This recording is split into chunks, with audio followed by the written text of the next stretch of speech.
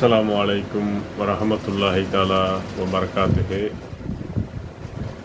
அன்பிற்குரிய எல்லாம் வல்ல அல்லாஹ்வின் நல்லடியார்களே, சகோதர சகோதரிகளே, அல்லாஹ் ரப்பில் ஆலமீன் நாம் அனைவருக்கும் இந்த தீனுல் இஸ்லாத்தை கொடுத்து அதன் அடிப்படையில் மார்க்கத்தை இலக்காக பயணிக்கக்கூடியவர்களாக நாம் ஒவ்வொருவரும் இந்த உலக வாழ்க்கையிலே வாழ்ந்து வருகின்றோம்.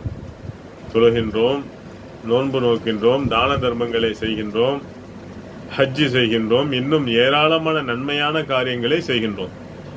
எதற்காக என்று சொன்னால், அல்லாஹ் தரக்கூடிய மறுமையில் அந்த ஜன்னத்தை பெற வேண்டும் என்ற ஒரே நோக்கத்தில் அப்படி பெறக்கூடியவர்களாக இந்த உலக வாழ்க்கையிலே இன்றைக்கு இருக்கக்கூடிய முஸ்லிம்கள் தங்களுடைய வாழ்க்கையை அமைத்துக் கொள்ளக்கூடியவர்களாக இருக்கிறார்களா? மறுமையை அஞ்சி வாழக்கூடியவர்களாக இருக்கிறார்களா? இறைவனை அஞ்சி வாழக்கூடியவர்களாக இருக்கிறார்களா? தொழுகையை நிலைநிறுத்தக்கூடியவர்களாக கூடிய அளவுக்கு தங்களுடைய வாழ்க்கையை இருக்கின்றதா? எப்படி மற்ற மதத்தினர்கள் மற்ற கொள்கை கோட்பாடுகளை சித்தாந்தங்களை பின்பற்றி நடக்கக்கூடியவர்கள் கடவுள் நம்பிக்கை என்று சொல்வார்கள். ஆன்மீகத்திலே நாங்கள் சிலைத்திருக்கின்றோம் என்றும் சொல்வார்கள். ஆனால் அதன் அடிப்படையிலே வாழாத மக்கள் அவங்களுடைய லட்சியம் இந்த உலக வாழ்க்கையிலே சிறப்பு மிக்கதாக, அதாவது பொருளாதாரத்தை திரட்ட வேண்டும், வசதி வாய்ப்போடு வாழ வேண்டும், குடும்பத்தோடு மகிழ்ச்சியோடு இந்த உலக வாழ்க்கையில வாழ வேண்டும் என்ற ஒரே எண்ணத்தில் தான் அவர்களுடைய லட்சியம் இருக்கும். அதே போலதான் இன்றைக்கு இருக்கக்கூடிய இன்றைய காலகட்டத்தில் நம்முடைய மக்களிடத்திலும் கூட மறுமைக்காக வாழ வேண்டும், அல்லாஹுவை அஞ்சி வாழ வேண்டும், அல்லாஹு தரக்கூடிய அந்த சொர்க்கத்தை பெற வேண்டும் என்ற ஒரு சிந்தனை மிக்கவர்களாக இன்றைக்கு இருக்கக்கூடிய பெரும்பாலான இஸ்லாமியர்கள் தங்களுடைய வாழ்க்கையை அமைத்துக் கொள்வதே இல்லை. யாருக்கு அந்த சொர்க்கம் என்பதை இறைவன் திருமறை குர்ஆனிலே சொல்லும் போது, வலதாருல் ஆஹிரத்து ஹைருல்லதீன யதூஹும் அத்தல்லாஹ் தாஹிரீன், இறைவனை அஞ்சி இந்த உலக வாழ்க்கையில யார் வாழுகின்றார்களோ அவர்களுக்கு மறுமை வாழ்க்கை தான் சிறந்தது. நீங்கள் சிந்திக்க மாட்டீர்களா என்று அல்லாஹ் கேட்கின்றான். இன்னொரு இடத்துல இறைவன் சொல்லி காட்டுகின்றான், வல்லாஹிபத்து லிம் முத்தஹீன், இறுதி முடிவு இறையச்சவாதிகளுக்கு தான் நல்ல முடிவு. ஒரு சரியான ஒரு அல்லாஹ்விடத்தில் ரிசல்ட் யாருக்கு என்று சொன்னால், இந்த உலக வாழ்க்கையை அவர்களுக்கு எத்தனை ஆண்டு காலம் கொடுத்தோமோ அத்தனை ஆண்டு கால வாழ்க்கையை அல்லாஹ் அஞ்சக்கூடியவர்களாக, மறுமைக்கு பயந்து வாழக்கூடியவர்களாக யார் உண்மை முஸ்லிமாக வாழ்ந்து மரணித்தார்களோ அவர்களுக்கு தான் அந்த நல்ல முடிவு உண்டு. இன்னும் கூட இறைவன் சொல்லி காட்டுகின்றான் திருமறை குர்ஆன்ல, யாருக்காக அந்த சொர்க்கம் தயாரிக்கப்பட்டுள்ளது? உங்கள் இறைவனிடத்திலே கிடைக்கும் மன்னிப்புக்கும் வானம் மற்றும் பூமி பரப்பளவு கொண்ட சொர்க்கத்திற்கு நீங்கள் விரைந்து வாருங்கள். அது யாருக்காக தயாரிக்கப்பட்டுள்ளது என்று சொல்லும் போது கூட இறைவன் அதை சொல்லி காட்டுகின்றான். இறையச்சவாதிகளுக்காக, அல்லாஹுவை பயந்து இந்த உலக வாழ்க்கையில வியாபார ரீதியாக, குடும்ப வாழ்க்கையில, அதாவது ஒட்டுமொத்த இந்த உலக வாழ்க்கையும் இறைவனுக்காக யார் அஞ்சி வாழ்ந்தார்களோ அவர்களுக்காகவே அந்த சொர்க்கம் தயாரிக்கப்பட்டுள்ளது என்று அல்லாஹ் சொல்லி காட்டுகின்றான். இறை அச்சம்னா என்ன? நம்மளுடைய பெரும்பாலான மக்களிடத்துல இந்த இறை அச்சம் எப்பொழுது பார்க்கலாம் என்று சொன்னால், எப்பொழுது ரமலான் வருமோ அப்பொழுது பார்க்கலாம். மற்ற மாதத்தில் தொழுவார்கள், எல்லாம் இந்த ரமலான் மாதத்திலே தொழக்கூடியவர்களாக, பயபக்தியுடையவர்களாக அந்த மாதத்தில் மாறுவார்கள். ஆனால் ரமலான் மாதம் கழிந்த பிறகு எப்படி பழைய நிலையில இருந்தார்களோ, ஜும்மா தொழுகிறது, பெருநாளை தொழுகிறது, இப்படிப்பட்ட ஒரு நிலையில தான் இருக்கக்கூடிய நம்முடைய மக்கள் இருக்கிறார்கள். தவிர தொழுகையை ஐவேளை தொழுது சரியான முறையில தொழக்கூடியவர்களாக, வியாபாரத்தில் கொடுக்கல் வாங்கலிலே பொறுமை இல்லாமல் பொறாமை இல்லாமல், மோசடி இல்லாமல் இறைவன் நம்மளை பார்த்து கொண்டிருக்கிறான். அந்த அச்சம் என்ற உணர்வு நம்முடைய இந்த உலக வாழ்க்கையில எத்தனை ஆண்டு காலம் வாழ்கின்றோமோ அது தொடர்ச்சியாக வாழக்கூடியவர்களாக இருக்க வேண்டும். அதுதான் இறையச்சம். இறையச்சத்தினுடைய இலக்கணத்தை இஸ்லாமிய மார்க்கம் சொல்லுகின்றது. அப்ப இறையச்சம் என்ன? ஒரு ஆயுதம். எப்படிப்பட்ட ஆயுதம் தெரியுமா? இறைவன் கொடுக்கக்கூடிய தண்டனையிலிருந்து நம்மளை காப்பாற்றுவதற்கான ஒரு கேடயம்தான் இறையச்சம். இறைவனுடைய கோபம், இறைவனுடைய தண்டனை, நரகத்தினுடைய அச்சம், நரகம் நம் மீது தீண்டாமல் இருப்பதற்காக இஸ்லாமிய மார்க்கம் சொல்லக்கூடிய ஒரு சிறந்த கேடயம் இருக்கின்றது. அதுதான் இறையச்சம். யார் ஒருவர் இறையச்சத்தோடு சரியான முறையில் தங்களுடைய வாழ்க்கையை ஆக்குவார்களோ அவர்கள் சொர்க்கம் செல்வார்கள். தூய இஸ்லாத்தை கடைபிடிப்பார்கள், ஓரிரை கொள்கையை கடைபிடிப்பார்கள்,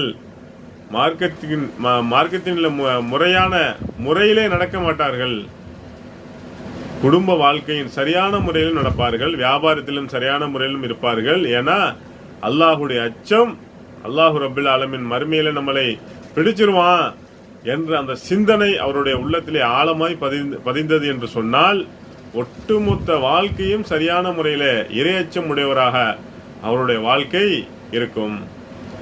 இறையச்சம் இல்லை என்று சொன்னால் அல்லாஹ் கொடுத்த இந்த வாழ்க்கை ஜாலியாக, ஏன்னா நீ அப்படித்தானே சொல்றான்னு வட்டம் போட்டு வாழ்வதற்கு என்ன மேத்தமெட்டிக், அந்த மேத்தமெட்டிக் இல்லாம இந்த உலகம் எப்படி வேணாலும் வாழ்ந்துட்டு போகலாம் ஜாலியா. அதிலும் குறிப்பா இன்று இருக்கக்கூடிய இளைய சமுதாயம் அல்லாஹ் தரக்கூடிய இளமை பருவத்தை சரியான முறையில்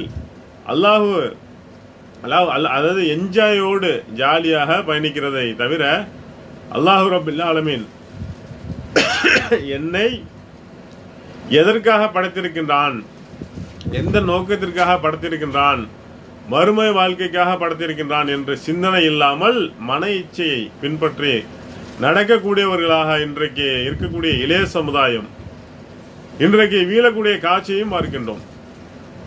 அப்போ மறுமையில் வெற்றி பெற வேண்டும் என்று சொன்னால் இஸ்லாத்திலே மரணிக்க வேண்டும் என்று சொன்னால் அல்லாஹுடைய அந்த இறையச்சம் அதை நம்முடைய வாழ்நாளிலே கடைபிடிப்போம் என்று சொன்னால் நம்முடைய வாழ்வு மறுமைக்காக இருக்கும். அப்படிப்பட்ட அந்த வாழ்க்கையை சரியான முறையிலே கடைபிடிக்கக்கூடியவர்களாக ஒவ்வொருவரும் இருக்க வேண்டும். அதனால்தான் நபிகள் நாயகம் ஸல்லல்லாஹு அலைஹி வஸல்லம் அவர்களிடத்திலே அதிகம் பிரார்த்தனை செய்வார்கள். இறைவா, உன்னிடம் நேர்வழியை, உன்னுடைய இறையச்சத்தையும் வேண்டுகின்றேன். நபிகள் நாயகம் ஸல்லல்லாஹு அலைஹி வஸல்லம் அவர்கள் கேட்டாங்க அல்லாஹ்விடத்திலே. நபிகள் நாயகம் ஸல்லல்லாஹு அலைஹி வஸல்லம் அவர்கள் ஒவ்வொரு நாளும் அல்லாஹ்விடத்திலே கேட்பார்கள், இறைவா, உன்னிடம் இறையச்சத்தை வேண்டுகிறேன்.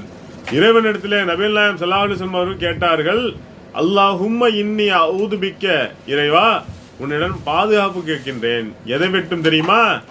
உன்னை அஞ்சக்கூடிய உள்ளத்தை கொடு, அஞ்சாத உள்ளத்தை விட்டு உன்னிடம் நான் பாதுகாப்பு கேட்கின்றேன் என்று நபிகள் நாயகம் ஸல்லல்லாஹு அலைஹி வஸல்லம் அவர்கள் அல்லாஹ்விடத்தில் அதிகம் கேட்கக்கூடியவர்களாக, பிரார்த்தனை செய்யக்கூடியவர்களாக நபிகள் நாயகம் ஸல்லல்லாஹு அலைஹி வஸல்லம் அவர்கள் இருந்தார்கள்.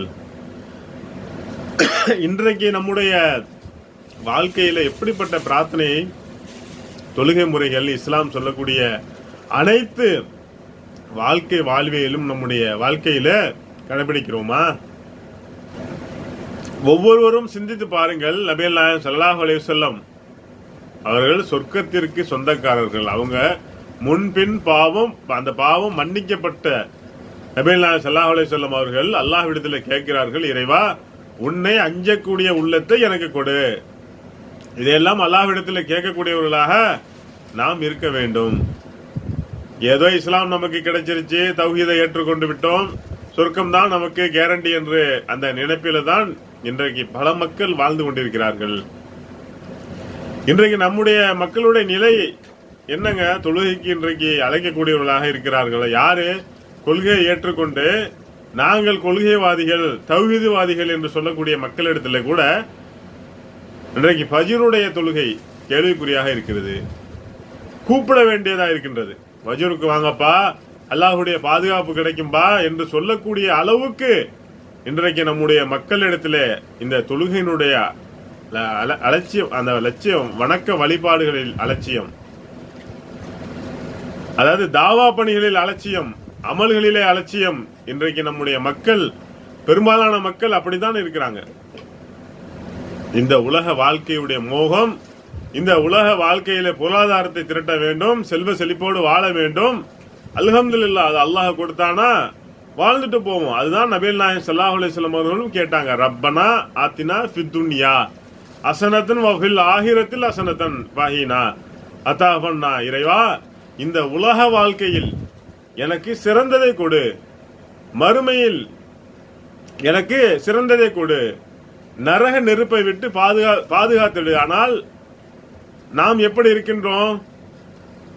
இந்த உலக வாழ்க்கையினுடைய இன்பம், அல்லாஹ்வுடைய அச்சம் இல்லாமல், வணக்க வழிபாடுகள் இல்லாமல் இன்றைக்கு நம்முடைய மக்களுடைய நிலை இந்த உலக வாழ்க்கையை நோக்கி போய்கொண்டே இருக்கிறார்களா இல்லையா? அல்லாஹ் ரப்புல் ஆலமீன் தொலை சொல்றாங்க, வணக்க வழிபாடுகளில் நிலைநிறுத்தி சொல்லுகின்றான். எப்படி நிலைநிறுத்தி சொல்லுகின்றான்? உறுதியாக அல்லாஹ் சொல்லி காட்டுகின்றான். மரணம் வரும் வரை உன்னுடைய இறைவனை வணங்கு அல்லாஹ் சொல்லி காட்டுகின்றான். நம்முடைய உடலிலிருந்து உயிர் பிரிகின்ற வரைக்கும் அல்லாஹுவை மட்டும் வணங்கக்கூடியவனாக ஒரு முஸ்லிம் இருக்க வேண்டும். அவன்தான் ஏகத்துவவாதி, அவன்தான் கொள்கைவாதி. இன்றைக்கு அப்படி இருக்கின்றோமா? நம்முடைய மக்களிடத்திலே தொழுகையை நிலைநிறுத்தக்கூடிய அளவுக்கு இன்றைக்கு இருக்கக்கூடிய முஸ்லிம்கள் இருக்கிறார்களா? இன்னும் தொழுகையை குறித்து பயான்கள், தொழுகையை குறித்து தர்பியாக்கள் நம்முடைய மக்களிடத்திலே இன்றைக்கு சொல்லக்கூடிய, செய்யக்கூடிய அளவுக்கு தான் இன்றைக்கு இருந்து கொண்டிருக்கின்றோம். நபிமார்கள் எல்லாம் கேட்டார்களே, ரப்பி ஜல்லி முஹிம்ம சலாத்த வமி துர்ரியக்கி ரப்பனா பதஹம்லா.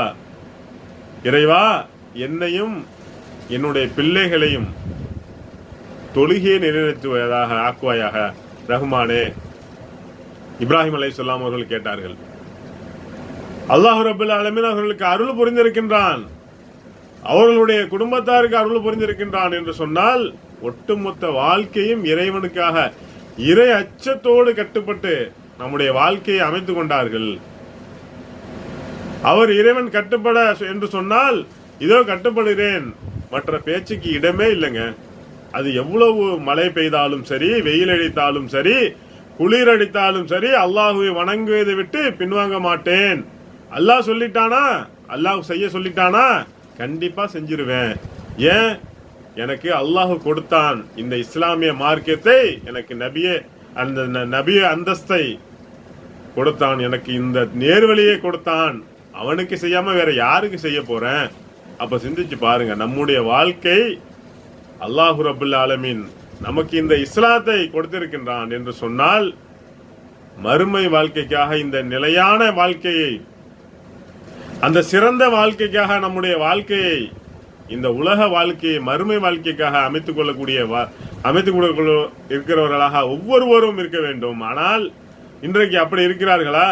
கொஞ்சம் பொருளாதாரம் உயர்வு ஏற்பட்டது என்று சொன்னால், கொஞ்சம் இந்த உலகத்தினுடைய மோகம் ஏற்பட்டது என்று சொன்னால், வட்டிக்கு வாங்கக்கூடியவர்களாகவும் பெருமை கொள்ளக்கூடியவர்களாகவும் அல்லாஹுடைய நினைவை விட்டு திசை திருப்ப போகக்கூடிய அளவுக்கு இன்றைக்கு நம்முடைய மக்களிடத்திலே எளிமையான திருமணத்தை தான் அல்லாஹுடைய பரக்கத்து இருக்கின்றது.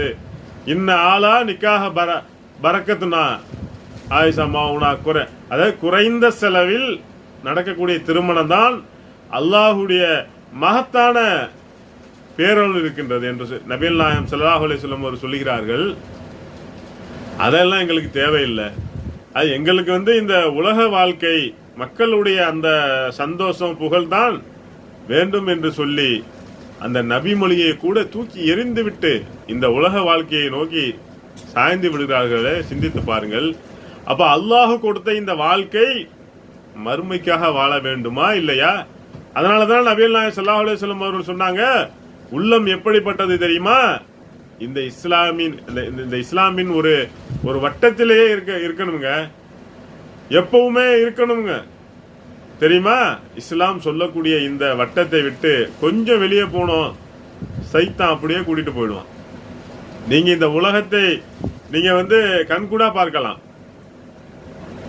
யாரை வேணாலும் பார்க்கலாம். தொழுகை, இபாதத்து, வணக்க வழிபாடுகள், இதை விட்டு யார் போறார்களோ அவருடைய வாழ்க்கை நீங்க கண்கூடா பார்க்கலாம். மன நிம்மதி, மன நிம்மதி இருக்காது. டென்ஷன் படக்கூடிய அளவுக்கு, கோபம் படக்கூடிய அளவுக்கு என்னங்க இப்படி மாறிட்டாரு, சைத்தான் அப்படி மாற வச்சுட்டான். அதனாலதான் நபிகள் நாயகம் ஸல்லல்லாஹு அலைஹி வஸல்லம் சொன்னாங்க, உள்ளம் இருக்கிறதே அது காய்ந்து அடித்து செல்லக்கூடிய அந்த சிறகை போன்று எந்த பக்கம் காற்றடிக்குமோ அப்படியே அடித்து கொண்டு போகும். அதுதான் உள்ளம். நண்பர்களே, இறைவன் கொடுத்த இந்த வாழ்க்கை, இறைவனுக்கு பயந்தவர்களாக, மறுமை வாழ்க்கைக்கு எதிர்கொண்டவர்களாக, அல்லாஹுவை அஞ்சக்கூடியவர்களாக, அல்லாஹு ரபுல் ஆலமீன் இந்த கொடுத்த இந்த வாழ்க்கையை சிறந்த வாழ்க்கையாக, மறுமை வாழ்க்கைக்காக, அந்த சொர்க்கத்திற்கான வாழ்க்கையாக நான் அமைத்துக் கொள்வேன். அதனால தான் இறைவன் சொல்லி காட்டுகின்றான். நமக்கு இறைவன் என்ன சொல்லி காட்டுகின்றான்? யாயுஹல்லதீன ஆமனு யா சுல்கஹும் அம்பாலுக்கும் அவுலாதுக்கும் திக்ருல்லாஹ். நம்பிக்கை கொண்டவர்களே, உங்களுடைய மக்கள் செல்வம், பொருள் செல்வம் அல்லாஹுடைய நினைவை விட்டு திசை திருப்ப போகக்கூடாது. அல்லாஹ் சொல்லுறாங்கல்ல, நம்மளை பார்த்து இறைவன் பேசுகின்றான்.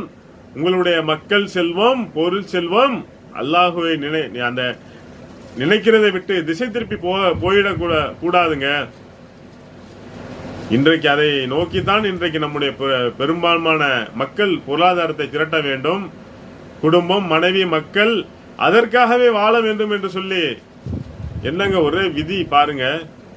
குடும்பத்துக்காக சம்பாதிக்கணும், அதை பண்ணணும், இதை பண்ணணும்னு பாருங்க.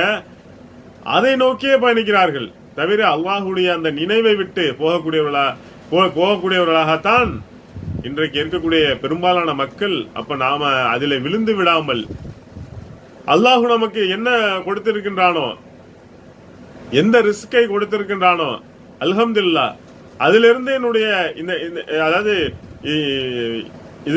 இந்த தொழுகை வணக்கம் எல்லாம் நான் விட்டுட்டு போக மாட்டேன்.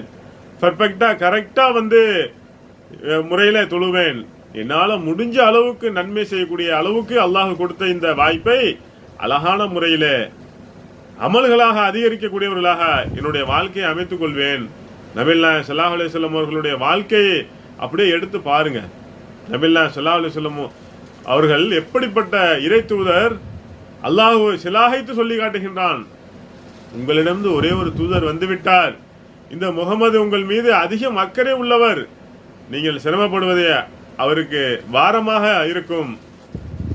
பில் மூமினின ரவுப் ரஹீம், இறை நம்பிக்கையாளர்கள் மீது ரவுப் கருணையும் ரஹீம் அன்பு உடையவர் என்றும் அல்லாஹ் சொல்லி காட்டுகின்றான். அப்படிப்பட்ட இந்த இறை தூதருடைய வாழ்க்கை எப்படிப்பட்ட வாழ்க்கை? துயரங்கள் நிறைந்த தூதருடைய வாழ்க்கை. துயரங்கள் நிறைந்த தூதருடைய வாழ்க்கை இல்லையா? பிறக்கும் போது தந்தை இல்லை, பிறந்து 6 மாதத்தில் தாய் இல்லை. ரசூலுல்லாஹ்வுடைய வாழ்க்கை அப்படியே எடுத்து பாருங்க, எப்படிப்பட்ட ஒரு வாழ்க்கை வாழ்ந்தார்கள். பெரிய தந்தை அபூதாலிப் அவருடைய வளர்ப்பிலே வளர்ந்த நபிகள் நாயகம் ஸல்லல்லாஹு அலைஹி வஸல்லம் அவர்கள் வியாபாரத்திலே சிறந்தவர்களாக, அதை சரியான முறையில் கடைபிடித்து கொஞ்சம் அதுக்கு பிறகு அன்னை கதிஜா அலி அவர்களை திருமணம் முடித்த பிறகு அப்படியே வாழ்க்கை போயிட்டு இருக்குது. அவர்களும் மரணம். நபிகள் நாயகம் ஸல்லல்லாஹு அலைஹி வஸல்லம் அவர்கள் மரணிக்கிற வரைக்கும் 3 மகள்களும் மரணம். நபிகள் நாயகம் ஸல்லல்லாஹு அலைஹி வஸல்லம் அவர்கள் மரணத்துக்கு பிறகு 6 மாதத்தில் ஃபாத்திமா ரலியல்லாஹு அன்ஹா மரணம். எப்படிப்பட்ட வாழ்க்கை! ரசூலுல்லாஹ்வுடைய வாழ்க்கை துயரங்கள் நிறைந்த வாழ்க்கை இல்லையா? அல்லாஹ் ரப்புல் ஆலமீன் அவர்களுக்கு ஆண் குழந்தை கொடுக்கின்றான். அந்த ஆண் குழந்தை உயிரையும் அல்லாஹ் ரப்புல் ஆலமீன் பறித்து விடுகின்றான். நினைச்சு பாருங்க, இன்றைக்கு நமக்கு லேசான ஒரு தலைவலி ஏற்பட்டாலே பள்ளிவாசல் பக்கம் வரவே மாட்டோம்னு சொல்றோம். ரொம்ப டென்ஷனா இருக்குப்பா, மனசுல ஒரு பதட்டமா இருக்குப்பா, ஒரு மாதிரியான இருக்குப்பா, இப்படிப்பட்ட இப்படி ஆயிருச்சே. நபிகள் நாயகம் ஸல்லல்லாஹு அலைஹி வஸல்லம் வாழ்க்கையை எடுத்து பாருங்க, எவ்வளவு கஷ்டங்கள், எவ்வளவு துயரங்கள். ஜெய்னப் ரலியல்லாஹுடைய மகள் கடைசி மரண தருவாயில இருக்கிறாங்க. தூதுவரை அனுப்புறாங்க, என்னுடைய வாப்பா கூட்டிட்டு வாங்க, போய் ரசூலுல்லாஹ்வுடைய பேரனார் அல்லாஹ்வின் தூதரை உங்க மகளார் கூப்பிடுறாங்க, ரொம்ப முடியாம இருக்கிறாங்க, வாங்க அல்லாஹ்வின் தூதரை என்று நபிகள் நாயகம் ஸல்லல்லாஹு அலைஹி வஸல்லம் அவர்கள் என்ன சொல்லி அனுப்புறாங்க. இன்னா லில்லாஹி மஹத்த வழக்கும் ஆதம், அல்லாஹு கொடுத்ததை அல்லாஹு எடுத்து விடுவான். குல் அம்ரின் பி அஜலின் உசாமா, ஒவ்வொன்றுக்கும் ஒரு குறிப்பிட்ட தவணை உண்டுப்பா. அந்த பிள்ளைக்கு இதுதான் தவணை என்று சொன்னால் அல்லாஹு ரப்புல் ஆலமீன் உயிரை கைப்பற்றி விடுவான். என்னுடைய மகளாருக்கிட்ட சொல்லுங்க, பொறுமையை மேற்கொள்ள சொல்லுங்க, நன்மையை எதிர்பார்க்க சொல்லுங்க என்று சொல்லிவிடுறாங்க. அவங்க போய் சொல்றாங்க ஜெயனபுரில் அவர் இடத்துல. அவங்களுக்கு பொறுக்க முடியல, எங்க வாப்பா வந்தாகணும், எங்க தகப்பனார் வந்தாகணும் அப்படின்ட்டு அவங்க போறாங்க. அந்த பிள்ளையுடைய நிலையை அப்படியே ரசூல்லா அவர்கள் அப்படியே பார்க்கிறாங்க. அப்ப கண்ணீர் வடிக்கிறாங்க. பக்கத்தில் இருக்கக்கூடிய சாஹித் பின் மாலிக் கேட்கிறாங்க, அல்லாஹ்வின் தூதரே நீங்களுமா? நானும் மனுஷன் தானாங்க. ஸல்லல்லாஹு அலைஹி வஸல்லம் அவர்களுடைய அப்படிப்பட்ட அந்த நிலையை கூட நபிகள் ஸல்லல்லாஹு அலைஹி வஸல்லம் அவர்களுடைய வாழ்க்கை எப்படி இருந்தது? மர்மைக்காக வாழ்ந்தார்களா, இந்த உலக வாழ்க்கைக்காக வாழ்ந்தார்களா? யோசிச்சு பாருங்க. நம்முடைய வாழ்க்கையிலும் அல்லாஹ்வின் தூதருடைய ஒட்டுமொத்த வாழ்க்கையும் அப்படியே ஒப்பிட்டு பாருங்க. நம்முடைய வாழ்க்கையில இந்த நிலை இருந்தா தாங்குவோமா? இந்த நிலையில வந்து அல்லாஹ் ரப்பல் ஆலமீன் நம்மை சோதிக்க வேண்டும் என்று அல்லாஹ் நாடினால் தாங்க முடியுமா? ஆனால் நபிகள் நாயகம் ஸல்லல்லாஹு அலைஹி வஸல்லம் அவர்கள் தாங்கி கொண்டு பொறுத்து கொண்டு இந்த உலக வாழ்க்கையை நமக்கு அல்ல, மறுமை வாழ்க்கை தான் நிரந்தர வாழ்க்கை என்று இந்த வாழ்க்கைக்காக வாழ்ந்தார்கள் நபிகள் நாயகம் ஸல்லல்லாஹு அலைஹி வஸல்லம் அவர்கள். அப்ப அப்படிப்பட்ட அந்த இறை தூதர் தங்களுடைய ஒட்டுமொத்த வாழ்க்கையும் மறுமைக்காக வாழ்ந்தார்கள். நபிகள் நாயகம் ஸல்லல்லாஹு அலைஹி வஸல்லம் அவர்களுடைய பாசறையில் பயிற்றுவிக்கப்பட்ட அந்த உத்தம சஹாபாக்கள் ஒவ்வொருடைய வாழ்க்கையுடைய நிலையும் அப்படி எடுத்து பாருங்க. சஹாபாக்களுடைய வாழ்க்கை அவங்க நம்மளை போன்றவர்களுக்கு தாங்க. அவங்களும் வயிறு இருந்தது, குடும்பம் இருந்தது, மனைவி மக்கள் எல்லாமே இருந்தது. இன்றைக்கும் நாம் அனுபவிக்கக்கூடிய ஏராளமான அருட்கொடை எல்லாம் அவங்களுக்கு கிடைக்கவில்லை. அப்படி இருந்தும் கூட சொர்க்கத்தை நோக்கி, அந்த ஜன்னத்தை நோக்கி, சொர்க்கம்தான் எங்களுடைய வாழ்க்கை இலக்காக வாழ்ந்த அந்த உத்தம சஹாபாக்களுடைய வாழ்க்கை அப்படியே நீங்க எடுத்து பாருங்க. எப்படிப்பட்ட வாழ்க்கை! கஷ்டத்தில் கூட, வறுமையில் கூட கையேந்து கேட்க மாட்டார்கள். சுயமரியாதை கற்றுத்தந்த நபித்தோழர்கள், மறுமைக்காக வாழக்கூடிய சஹாபாக்கள். அல்லாஹ் சொல்லி காட்டுகின்றான், எங்க அல்லாஹுடைய திருப்தி கிடைக்கும் என்பதை தேடக்கூடியவர்களாக இருந்தார்கள் சஹாபாக்கள். அல்லாஹ் சொல்லி காட்டுகின்றான், அல்லாஹுடைய திருப்தி தான் அக்பர், மிக பெரியது. அந்த திருப்திக்காக ஒட்டுமொத்த வாழ்க்கையும் அர்ப்பணித்தார்கள் சஹாபாக்கள். அல்லாஹ் அப்படியே சிலாகித்து சொல்லி காட்டுகின்றான் அந்த சஹாபாக்கள் அவங்களுடைய நிலையை. அல்லாஹ் எப்படிப்பட்ட நிலையில் எதற்காக ஆசைப்பட்டு ஒட்டுமொத்த வாழ்க்கையும் அவர்கள் எப்படி அமைத்துக் கொண்டார்கள் என்று அல்லாஹ் சொல்லி காட்டுகின்றான். அவர்கள் பாவ மன்னிப்பு கேட்பார்கள், இறைவனை வணங்கக்கூடியவர்களாக இருப்பார்கள், இறைவனை புகழக்கூடியவர்களாக இருப்பார்கள், நோன்பு நோக்கக்கூடியவர்களாக இருப்பார்கள், ருஹு செய்வார்கள், அஸ்ஸஜூதுன் சஜிதா செய்வார்கள், அல் ஆமிருன் பில் மாரூஃப் வஹீஹுன் அன்முஹார், நன்மையை ஏவி தீமை தடுப்பார்கள், வ காஃபிலுல் குதுலில்லா, அல்லாஹுடைய வரம்புகளை பேணுவார்கள். ஒட்டுமொத்த அந்த சஹாபாக்களுடைய வாழ்க்கை பாவ மன்னிப்பு கேட்பாங்க, வணங்குவாங்க, புகழ்வாங்க, நோன்பு நோற்பாங்க, ருக்கு செய்வாங்க, சஜிதா செய்வார்கள், நன்மையை ஏவி தீமை தடுப்பார்கள். அல்லாஹுடைய வரம்புகள் எது வரம்போ அதுல கரெக்டா இருப்பாங்க, மீற மாட்டாங்க. அப்படிப்பட்ட அந்த இறை நம்பிக்கையாளர்களுக்கு நீங்க நற்செய்தி சொல்லுங்க அல்லாஹ் சொல்றானே. அப்ப அன்புக்குரிய சகோதரர்களே, சகோதரிகளே, அல்லாஹ் கொடுத்த இந்த உலக வாழ்க்கையில மறுமை வாழ்க்கைக்காக வாழக்கூடியவர்களாக, அல்லாஹுவை அஞ்சு வாழக்கூடியவர்களாக, அற்பமான வாழ்க்கை இந்த உலக வாழ்க்கை. எத்தனையோ மரணங்களை கண்கூடாக நம்ம பார்க்கின்றோம். எவ்வளவோ இன்றைக்கு வாழக்கூடிய உலகத்துல பல மரணங்கள் எல்லாம் எப்படி உள்ளத்தை உலுக்கி எடுத்ததோ இல்லையா? சில மரணங்கள் எல்லாம் நம்ம பார்க்கக்கூடிய செய்திகளில், அதாவது கடுமையான வெப்பங்கள், சில செகண்ட் தான் வாழ்க்கை. நினைச்சு பாருங்க, எங்களுடைய மரணம் இந்த இடத்துல. அப்போ நாம ஒரு நாள் இந்த உலக வாழ்க்கைக்கு செல்ல இருக்கின்றோம். செல்வதற்கு முன்னாடி இறைவன் கொடுத்த இந்த உலக வாழ்க்கை மறுமை வாழ்க்கைக்காக, இந்த சொர்க்கத்தை இலக்காக பயணிக்கக்கூடியவர்களாக நாம் ஒவ்வொருவரும் இருக்க வேண்டும். நம்முடைய குடும்பத்தாரும் நம்முடைய பிள்ளைகளும் அதை நோக்கி பயணிக்கக்கூடியவர்களாக நாம் உபதேசம் செய்யக்கூடியவர்களாக இருக்க வேண்டும். அல்லாஹ் சொல்லி காட்டுகின்றான், இன்னல்லாஹும்ம அல்லதீன தகு வல்லதீன ஹோம் சிமூன்.